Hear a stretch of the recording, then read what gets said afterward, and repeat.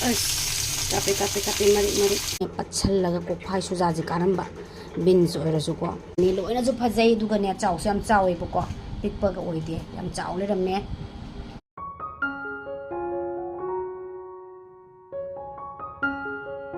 Kurumjani mayam, good morning everyone. Mayam I say leitre bagi lay mu thiba lae khoi gi mana ki pak tu da ado sat pa jom da sat re am kadang sala me jo ba ku sum se ado hojikan di mayam ing basida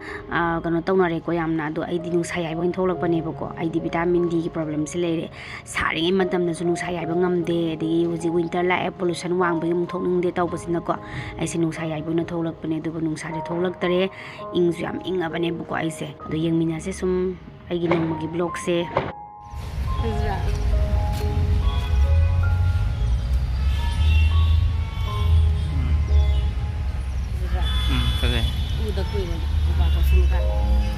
Ko yum the poraga, horamaga salapa horamaga, exigi the go.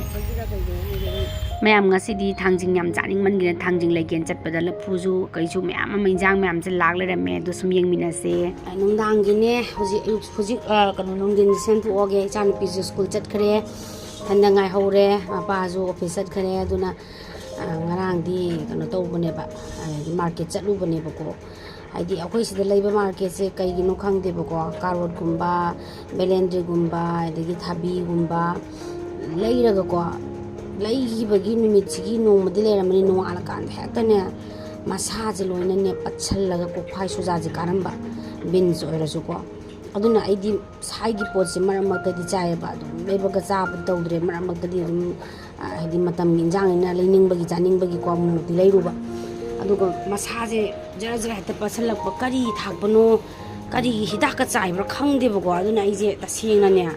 ai mapan da yon ba khoi sai da daily da yon ba injang na pi je khoi har aseng ba aseng na har di sar bran khal le de wa khan da de khoi wa khan da de ai di sum khoi ji har ja sala bran khan jare be sa ji da di aduna ina maram mak ta khoi yum lom gi da di se si ga ju ra bu ga je ga ju ta har thak selam do man de ede chagri hai ra dum tha ba dum matam ni ma tu na jar ta phagali ko ai wa khan ni ko se amain khal le aduna I si de marak ta mu no list ge mu mukti lai do tangi haragasu adum khara phaba kitang kano to ko da boragadi kitang orasu leiraga nomani ni de versus man sana ba haidana laser rubane ado hojik si semto oge pi am chawdi na te do koi family gi koi home gi dum nomani ni dum sanai ba ko nei ba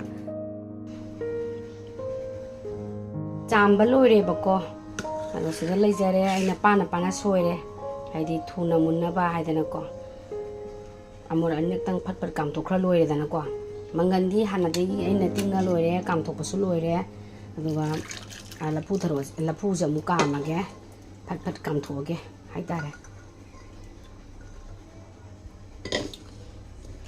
mangan gana chan na bani lapu di ko alu ga su sane do ai di mangan gan oina pam je me mangan ko na sara ge ngasi di yang kuira ba tung da lapu ron do ni me kogi chanapi school pun bahai tare school pun bagi mama ni bagi mama ada koi sida north east ki da dukan tawe buko north east ki dukan tawe ba monika da ada la ona si injang yam la nang kai kuno lo gi habdo lo bla ona phone tore aina hoi la ke kai la gen taga chalu bane sat pa khol pa di lei ba khol pa di ai namdre adum khang la ra bani na ko monika da gi leibanina adum khang le rabadi aina adum halak poina adum hapsara bani bako le rakodo mangan jis leire mangan jong to aidi mangan gi manam jam nusi ba kam thok le khoi mi ani om khata gi oi bani na ko yamna kana taw drasu yare haidana aina smaina khara tawre sara ma gi haitare ko da smaina aina hana khara sugai haitare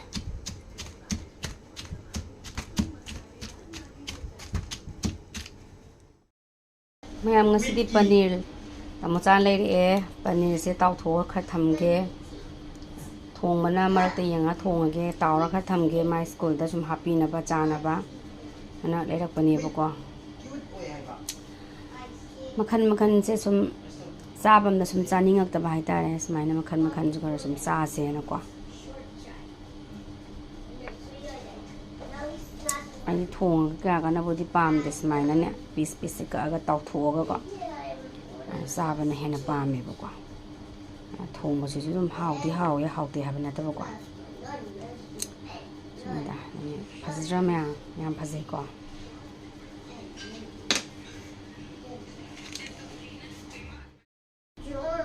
ꯑꯩ ꯏꯆꯥꯅꯨꯄꯤꯁꯦ ꯅꯍꯥꯟꯋꯥꯏ ꯑꯉꯥꯡ ꯑꯣꯏꯔꯤꯉꯩꯗꯀꯣ ꯈꯔ ꯄꯤꯛꯏꯉꯩꯗ ꯁꯤꯁꯦ ꯆꯥꯎ ꯌꯥꯗꯦꯕꯀꯣ ꯑꯗꯣ ꯍꯟꯗꯛꯇꯤ ꯄꯤꯖꯔꯒꯦ ꯃꯥꯗꯤ ꯄꯤꯛꯏꯉꯩꯗ ꯑꯩꯅ ꯂꯩꯔꯒ ꯇꯥꯎꯗꯅ ꯊꯣꯡꯗꯅ ꯇꯧꯋꯦ ꯑꯗ ꯑꯐꯕꯅꯤꯅ ꯀꯥꯏꯅ ꯁꯨꯝꯀꯣ ꯑꯗ ꯆꯥꯎ ꯌꯥꯗꯦ ꯍꯧꯖꯤꯛꯁꯦ ꯑꯃꯨꯛ ꯍꯧꯖꯤꯛ ꯈꯔ ꯆꯥꯎꯔꯛꯑꯦ ꯆꯍꯤ ꯑꯃꯅꯤ ꯍꯥꯏꯔꯛꯑꯕꯅꯤꯅ ꯍꯦꯟꯒꯠꯂꯛꯑꯕꯅꯤ나 ꯑꯃꯨꯛ ꯌꯦꯡꯉꯒꯦ ꯇꯧꯕꯅꯤ ꯃꯈꯜ ꯃꯈꯜꯁꯦ ꯑꯗꯨꯗꯤ ꯃꯌꯥꯝ ꯇꯥꯎꯔꯒꯦ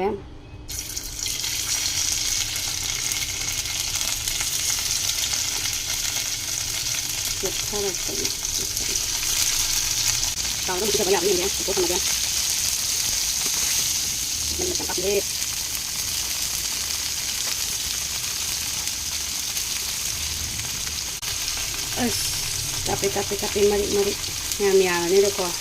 ꯆꯟꯕ ꯈꯔ ꯇꯥꯎꯔꯦ ꯂꯣꯏꯔꯦ ꯈꯔ ꯑꯩꯅ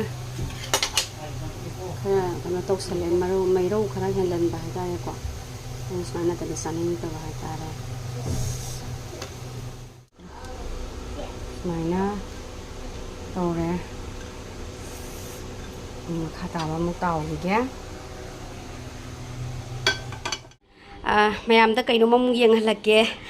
ai si thangjing chaning man ge da thangjing ji hang ba chalu bane do thangjing dang thi ba chalu ba da ko kari kari henjalake do mayam yeng mina se thangjing matam noi gi dore nam tang chaning ne na lei ba chalu bane ba ko ado si da lei lei re ai santo loi thamme ba ko hai ba dang haijarage mayam kano tawre lapu tharo si lore e ko edigi sing kano si ga si hapirak bane ai mai pambiga si maru jiga tawraga hapire mayam leirabani khara hapiro o haidana adi thangjing je huji kano dagi lorokpane si se moi yang humpu pi boko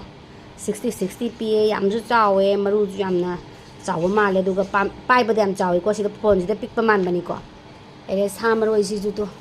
samaroi si ju am phajaiye maman gidna dum lore e mayam moi mayam lawna raga yon bam mama leiraga mayam lawra yonari do adudagi lawbane bako aduna packet oina sadaba haitare smaina dum khaw amada pulap leiraga laksabane moina hogi pot lakpa nimit tare baina leirubase pot lakpa nimit tare aduna packet amta leramde yumda yolaga tawba mongdo smaina mapul semaga yolma mongdo baina loi leiramme haitare ni ana aina leiruba numise moi pot lakpa nimit tagre bako aduna smaina amta sado amdre packet amta oiramdre smaina yumdo mama mapundo adu thengnaru dana jijo lupa nifuda loina pire e haidare se kano se samaroi se ko aduga sidi tena wambi je sarong ne sigi sarong sida lakta ngari ngegi lakphamda aina chapani mi se ta thokhidana